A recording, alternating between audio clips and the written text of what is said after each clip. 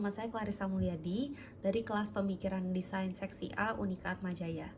Pada kesempatan kali ini, saya akan mempresentasikan tugas UTS saya, yakni membuat sebuah ide bisnis untuk Kak Flavianita. Beberapa waktu yang lalu, kelas kami kedatangan seorang dosen tamu yang bernama Flavianita, dan beliau merupakan seorang alumni Unika Atmajaya yang kini bekerja sebagai seorang real estate agent. Di kelas tersebut, ia menyampaikan bahwa terdapat sebuah isu yang mencuat akhir-akhir ini, yaitu tentang meningkatnya populasi WNA asal Tiongkok di Indonesia, khususnya di daerah Pantai Indah Kapuk, Jakarta Utara. Dikabarkan bahwa para WNA ini datang untuk bekerja sebagai ekspat ataupun membuka dan mengekspansi perusahaan mereka di Indonesia. Isu ini semakin diperkuat oleh beberapa data dan informasi yang saya temukan di internet, seperti dibukanya pameran China Home Life, kemudian juga dibukanya China Trade Fair, dan masuknya sebuah perusahaan mobil listrik asal Tiongkok yang bernama BYD pada awal tahun 2024 ini. Dari isu yang disampaikan, saya menemukan sebuah permasalahan bahwa para pebisnis dan ekspat asal Tiongkok ini kesulitan dalam mengoptimalkan potensi bisnis mereka di Indonesia. Hal ini dikarenakan tim yang mereka bawa itu umumnya berasal dari Tiongkok dan tidak bisa berbahasa Indonesia. Mereka membawa tim tersebut karena mereka pertama-tama itu mereka lebih mempercayakan tim tersebut karena dianggap sudah lebih ahli di bidang tertentu seperti di bidang marketing atau sales. Dan juga mereka kesulitan menemukan staf bilingual yang memiliki keterampilan khusus untuk mengoptimalkan bisnis mereka di Indonesia. Akibatnya, tim mereka seringkali harus bergantung hanya pada jasa penerjemah dan sulit mendapatkan dukungan tambahan. Agar lebih jelas, saya telah membreakdown permasalahan ini menjadi 5W1H. So what is the problem? WNA asal Tiongkok ini kesulitan memaksimalkan potensi bisnis mereka di Indonesia. Who does it apply to? WNA asal Tiongkok yang ingin berbisnis di Indonesia. When does the problem occur? Sebenarnya masalah ini terjadi sejak beberapa tahun terakhir di saat jumlah WNA asal Tiongkok mulai meningkat. Namun, agar lebih spesifik, masalah ini terjadi di saat para WNA asal Tiongkok ini sedang berusaha untuk memenangkan sebuah proses negosiasi dan menjalin kerjasama dengan partner lokal di Indonesia. Why does it happen? Masalah ini muncul karena pada umumnya tim perusahaan mereka berasal dari Tiongkok dan tidak bisa berbahasa Indonesia. Di waktu yang bersamaan, para WNA asal Tiongkok ini juga kesulitan menemukan staf di Indonesia yang bilingual namun memiliki keterampilan khusus untuk membantu mereka mengoptimalkan bisnis mereka di Indonesia. Misalnya keterampilan bernegosiasi atau keterampilan sales dan marketing. How does this happen?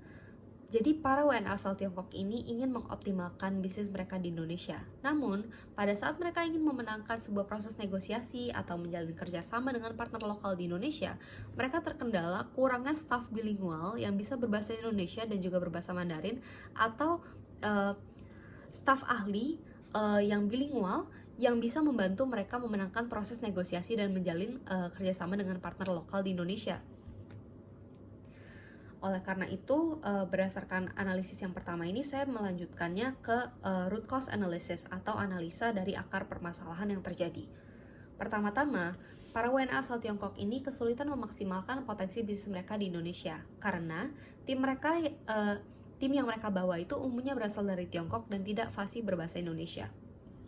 Hal ini dikarenakan mereka kekurangan staf bilingual yang bisa berbahasa Mandarin dan juga bisa berbahasa Indonesia yang memiliki keterampilan khusus di Indonesia untuk membantu mereka mengoptimalkan bisnis mereka.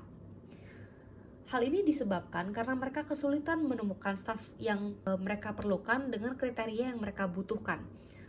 Hal ini juga terjadi karena memang kurangnya ketersediaan staf bilingual yang bisa berbahasa Mandarin dan juga berbahasa Indonesia yang memiliki keterampilan khusus seperti keterampilan bernegosiasi untuk mengoptimalkan bisnis mereka dalam proses negosiasi dan kerjasama.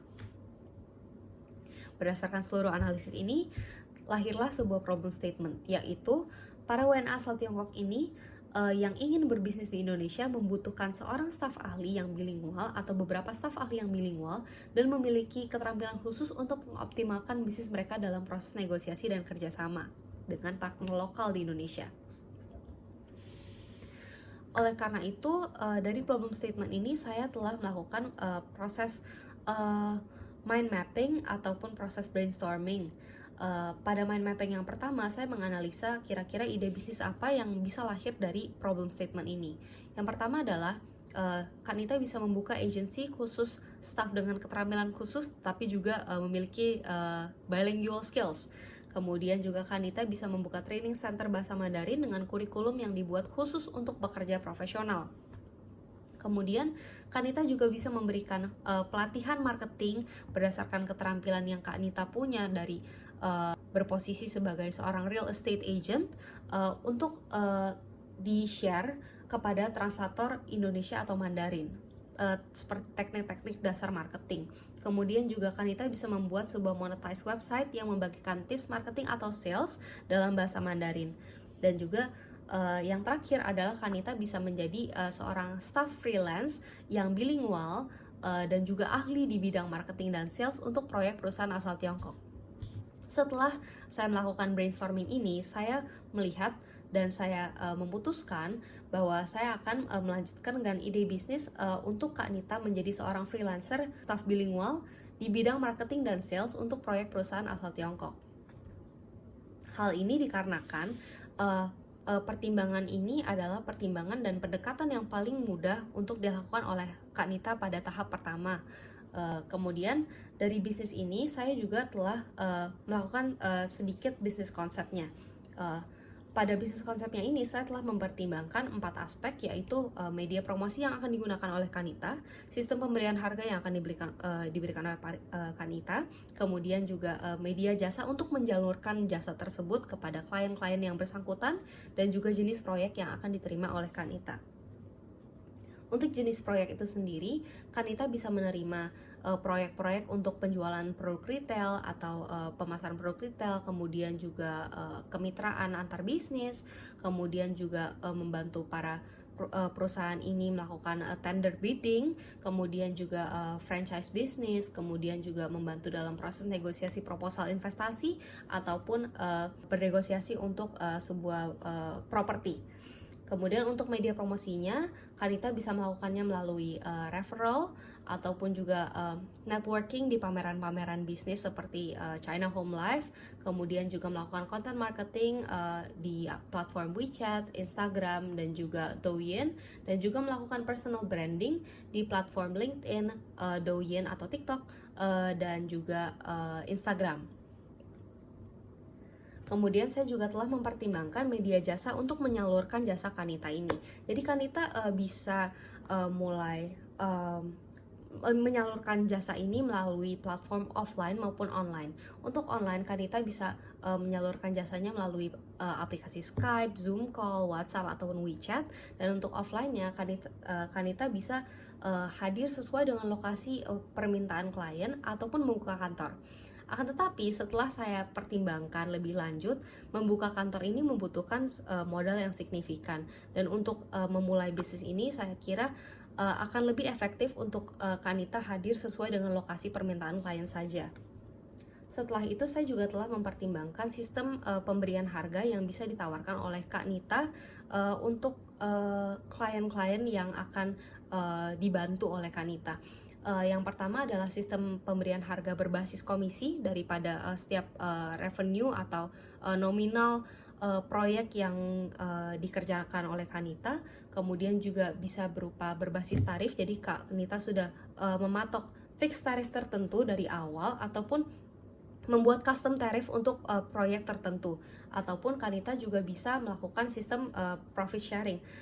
Akan tetapi untuk membangun portofolio terlebih dahulu akan lebih baik jika Kanita melakukan pricing berbasis komisi, karena dalam pricing berbasis komisi Kanita akan mendapatkan komisi dari setiap proyek-proyek yang berhasil dinegosiasikan, dan dengan demikian hal ini juga akan membangun portofolio Kanita. Oleh karena itu, saya telah menyimpulkan ide bisnisnya, yaitu Kanita bisa menjadi atau membuka jasa seorang freelance staff bilingual yang bisa berbahasa Indonesia dan juga berbahasa Mandarin di bidang marketing dan sales untuk proyek perusahaan asal Tiongkok. Jenis proyek yang diterima oleh Kanita bisa berupa produk retail, kemitraan, tender bidding, franchise business, properti, ataupun negosiasi untuk investment proposal. Dan juga untuk media promosinya, Kanita bisa melakukan personal branding di LinkedIn dan Instagram, kemudian juga melakukan referral, networking di China Expo, ataupun melakukan content marketing di platform seperti WeChat, Instagram, LinkedIn, dan juga Douyin. Untuk media jasanya bisa disalurkan secara offline ataupun online. Untuk online melalui WhatsApp, Skype, WeChat, dan juga Zoom call. Untuk offline, Kanita bisa hadir sesuai dengan lokasi permintaan klien. Untuk sistem harganya, Kanita bisa mematok harga atau mengeset harga berbasis komisi daripada setiap proyek yang sukses dinegosiasikan oleh Kanita. Sekian presentasi dari saya, terima kasih.